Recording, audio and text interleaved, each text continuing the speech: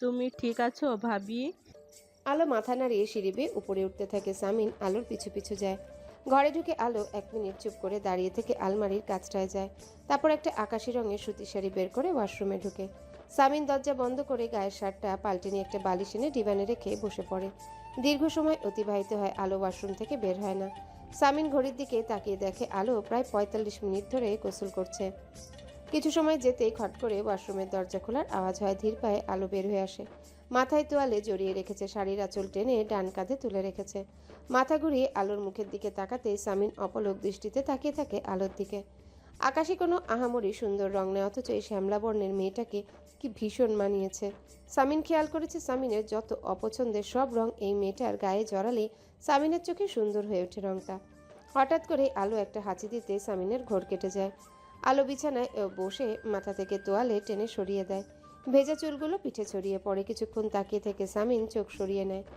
আলো নিজের গায়ে একটা চাদর টেনে নিয়ে ওদিকে ফিরে শুয়ে পড়ে। সামিন মাথা ঘুরিয়ে আবারও আলোর দিকে তাকায়। একবার ভাবলো আলোকে বলবে মাথাটা ভালো করে মুছে নিতে, কিন্তু সে সাহস পেল না। তর্কাতর্কি শুরু হয়ে যাবে তাহলে। আলো শেষ পর্যায়ে বলবে, আমি আপনাকে ঘৃণা করি ইয়াসার মির্জা।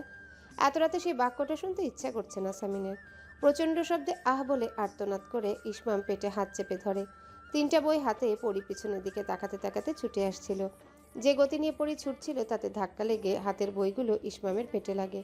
পেটে হাত চেপে ইসমাম 3 পা পিছিয়ে যায়। মনে হচ্ছে রাতের খাবার সবটা এখনই বেরিয়ে যাবে। নিজেকে ধাতস্থ করে ইসমাম চেঁচিয়ে বলে ওঠে, চোখ কোথায় নিয়ে ছোট? আর এভাবে ছুটছিলে কেন? অদ্ভুত। যে ভয়ে পরি ছুটছিল ইসমামের ধমক খেয়ে সেই ভয়ের কথা পরি ভুলে গিয়েছে। এখন তার ভয় একটাই, আগামী 5 মিনিট এই লোকটার থেকে কঠিন কঠিন কিছু কথা শুনতে হবে। ইসমাম তার দিকে চোখ রাঙিয়ে তাকিয়ে আছে। পরি একটা ঢোক গিলে ফেলে। ইসমাম গম্ভীর কণ্ঠে বলে, সার তাড়া করেছিল নাকি তোমায়? অদ্ভুত মেয়ে। আসলে ভয় পেয়েছিলাম, তাই ছুটছিলাম। আমতা আমতা করে জবাব দেয় পরি। ভয় পেয়েছিলে মানে? কিসের ভয়? ভূতের।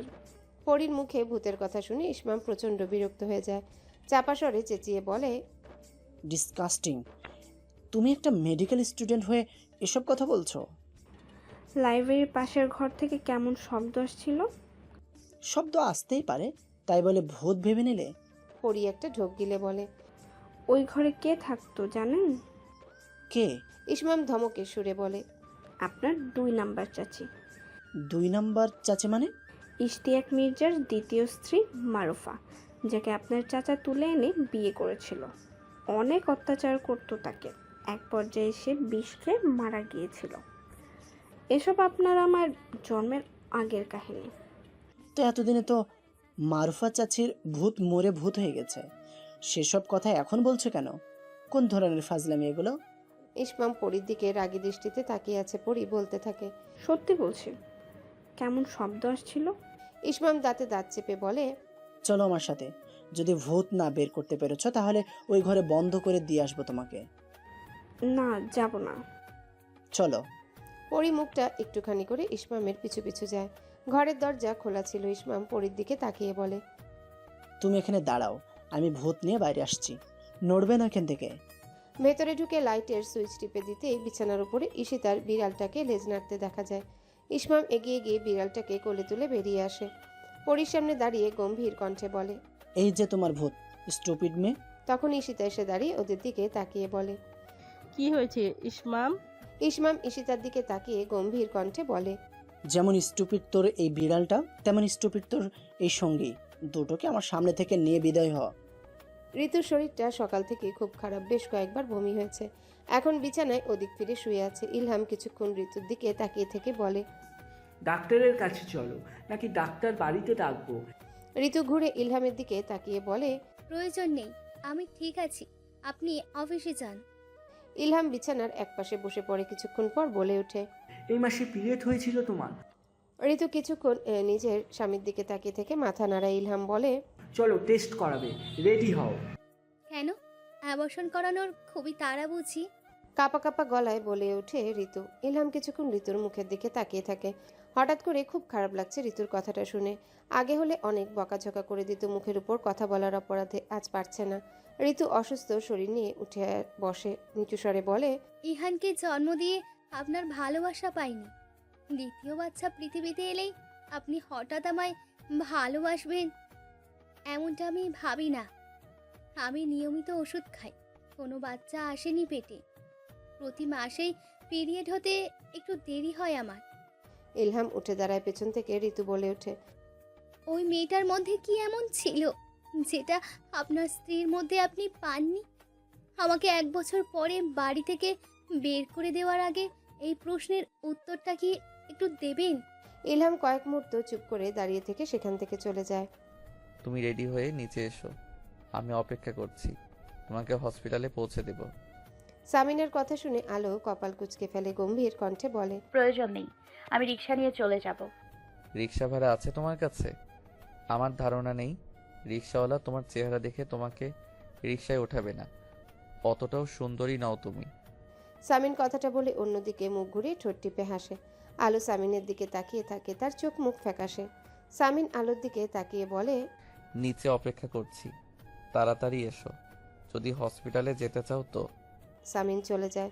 আলো মলিন মুখে খোলা চুলগুলো ও খোপা বেঁধে নিয়ে ডান কাঁধে শাড়ির আঁচল উঠিয়ে নিয়ে ঘর থেকে বের হয়। করিডোরে সিঁড়ির কাছে ইহান বল নিয়ে খেলছে, এ মাথা থেকে ও মাথা ছুটাছুটি করছে। আলো বের হতেই ইহানের বলটা এসে তার গায়ে লাগে। আলো গম্ভীর কণ্ঠে বলে, এখানে এভাবে বাদরামি করছো কেন ছেলে? সিঁড়ি থেকে পড়তে চাও? ইহান আলোকে দেখে চোখ মুখ কুঁচকে সিঁড়ি বেয়ে নামতে থাকে। আলো তার পিছু পিছু নামছে। ইহান আলোকে দেখিয়ে দেখিয়ে ইচ্ছা করে লাফিয়ে লাফিয়ে নামছে। পেছন থেকে আলো গম্ভীর কণ্ঠে বলে, ঠিকভাবে হাঁটো, পড়ে যাবে। ইহান বেশি করে লাফাতে থাকে। হুট করে পা পিছলে 2 ধাপ নিচে পড়ে যেতে আলো দ্রুত পায়ে সিঁড়ি ভেঙে নেমে ইহানকে ধরতে গেলে সেও পা পিছলে পড়ে যায়। বিকট একটা শব্দ হয়। ঘটনার আকস্মিকতায় সামিন উঠে দাঁড়িয়ে যায়। ইহান নিজের জায়গায় দাঁড়িয়ে চোখ বড় বড় করে আলোকে দেখছে। আলো হাত দিয়ে নিজের পা চেপে ধরে চাপা সরে কুকিয়ে যাচ্ছে। যন্ত্রণায় তার পুরো মুখমণ্ডল নীল রং ধারণ করেছে। লিভিং রুমে থাকা সবাই ছুটে আসে। সামিন এসে নিচু হয়ে ঝুঁকে বসে উৎকণ্ঠা নিয়ে বলে, কোথায় লেগেছে? আলো কোনো উত্তর দিতে পারে না। উত্তর দেওয়ার মতো পরিস্থিতিতে সে নেই। যন্ত্রণার তীব্রতা বাড়ছে। ইসমাম দাঁড়িয়ে আছে, সামিনের দিকে তাকিয়ে বলে, সম্ভবত পায়ে ভাইয়া। সামিন আলোর পায়ে হাত দিলে সে উচ্চ শব্দে আর্তনাদ করে ওঠে। পেছন থেকে ফুলির মা বলে, ভেঙে গেছে নাকি ভাইজান? সামিন ইসমামের দিকে গাড়ির চাবি এগিয়ে দিয়ে বলে, গাড়ি স্টার্ট করো শিগগিরই। তারপর আলোর দিকে তাকিয়ে বলে, উঠতে পারবে নাকি আমি উঠাবো? আলো দু চোখ বন্ধ করে নিশ্চুপ হয়ে কেঁদে যাচ্ছে। তার কাছে মনে হচ্ছে পায়ের কোনো হাড় ভেঙে গিয়েছে।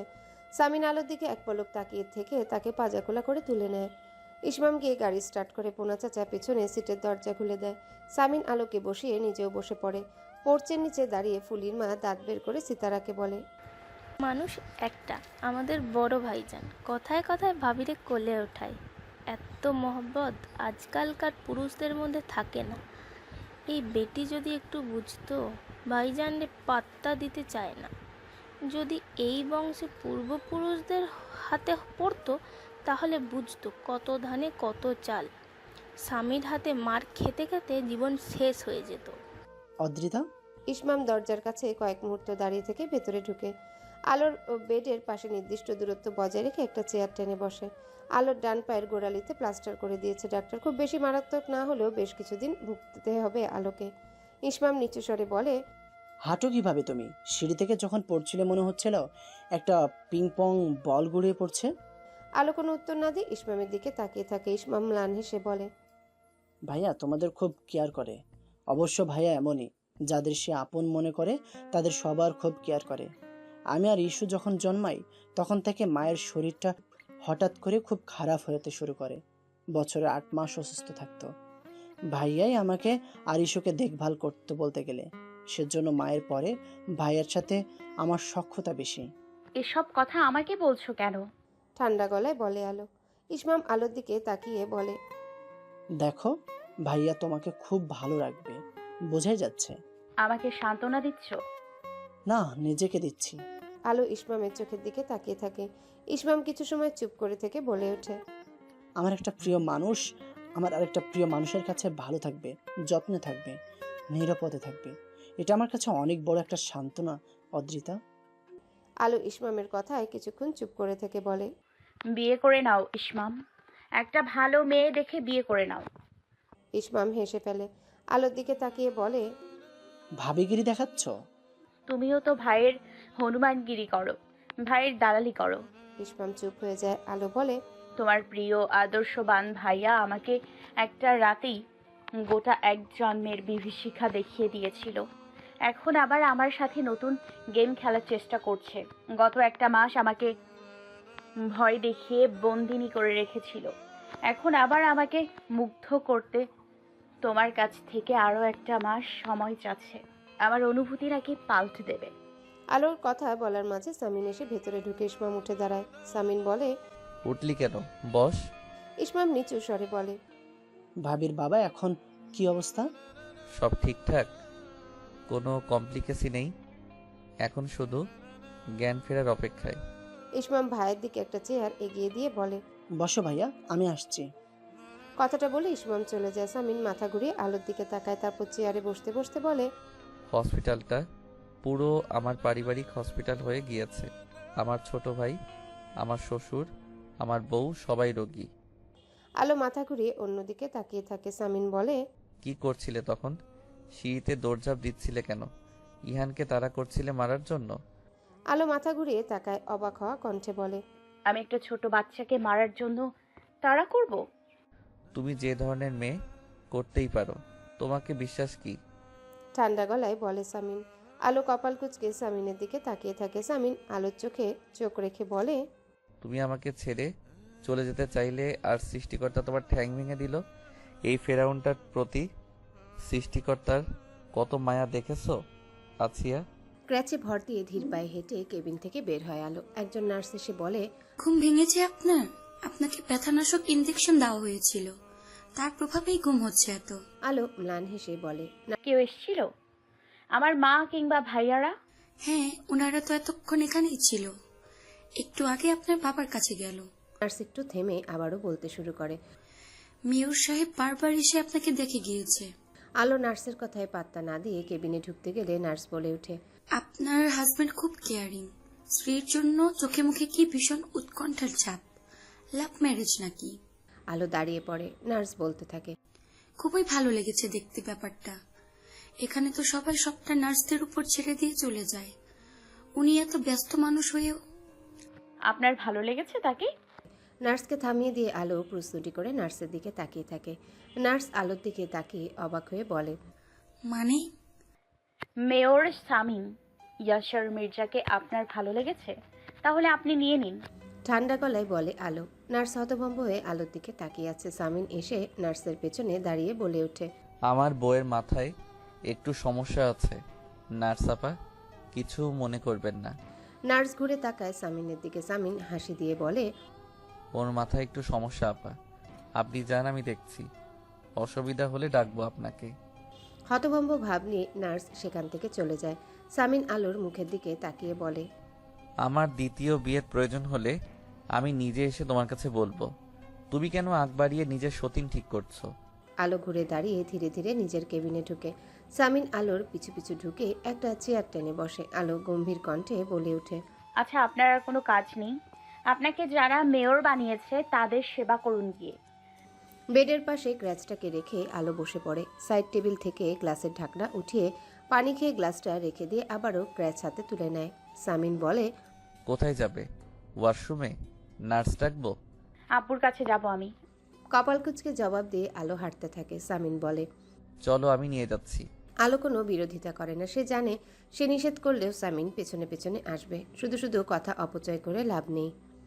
আইসিইউ এর সামনে এসে আলো দাঁড়িয়ে পড়ে। রেহানা উঠে দাঁড়িয়ে বলে, তুই আসতে গেলি কেন মা?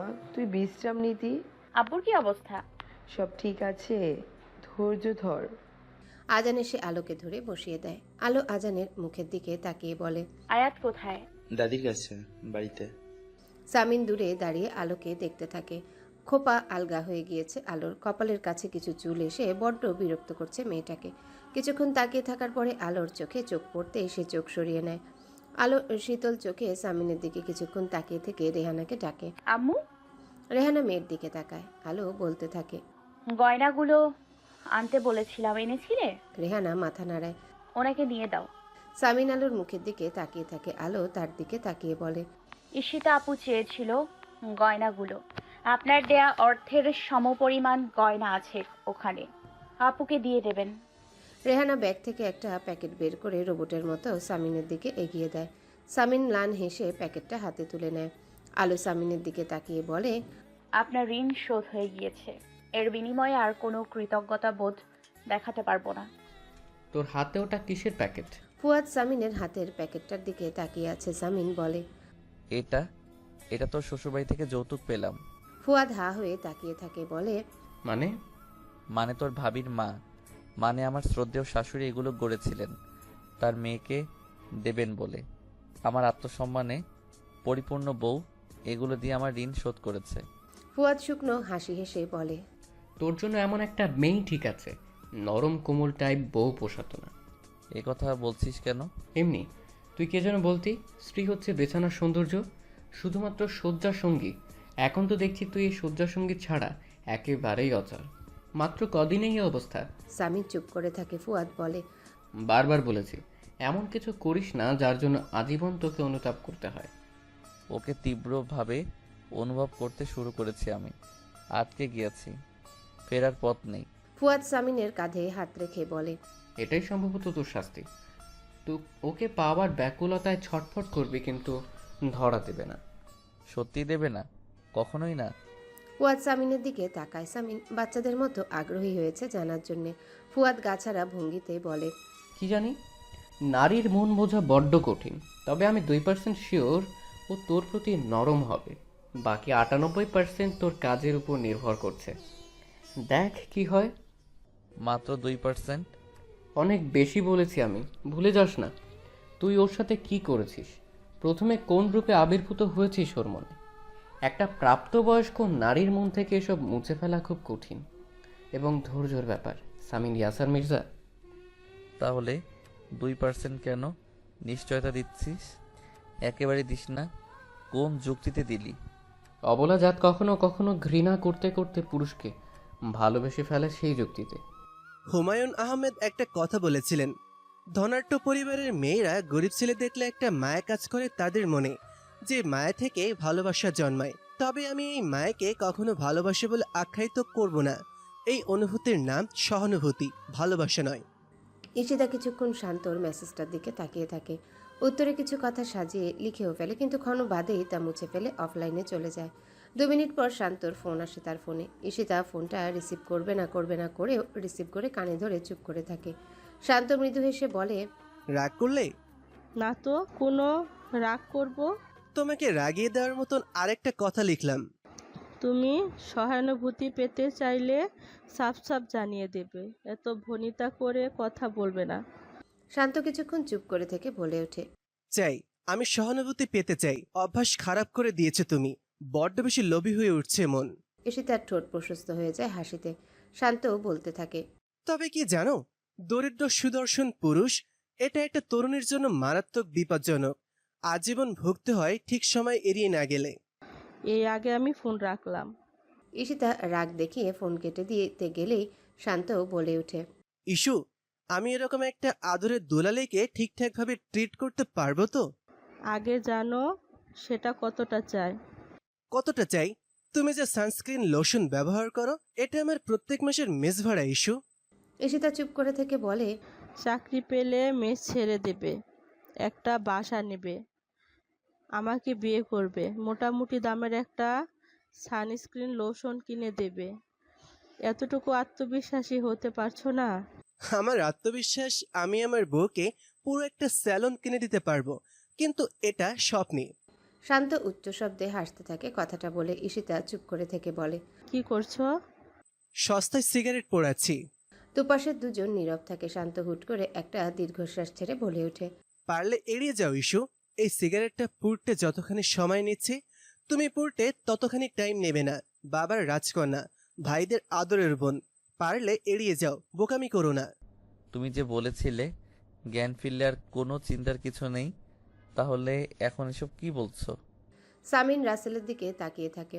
রাসেল বলে, আমি বলেছি আশঙ্কা রয়েছে, তবে না হওয়ার সম্ভাবনা বেশি। অপারেশন করা হলো কেন তবে? ওনার জীবনটা বাঁচানোর জন্য।